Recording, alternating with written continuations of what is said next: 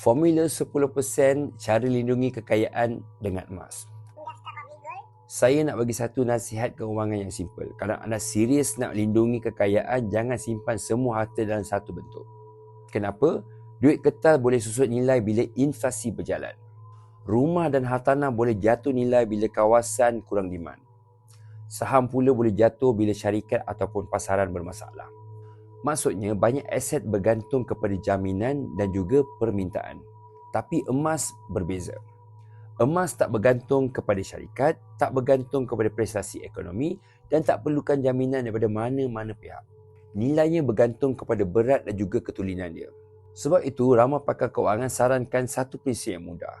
Simpanlah sekurang-kurangnya 10% kekayaan dalam bentuk emas sebagai perlindungan.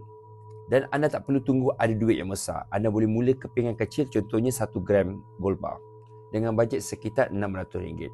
Ataupun bersama Public Gold boleh buat simpanan serendah RM100.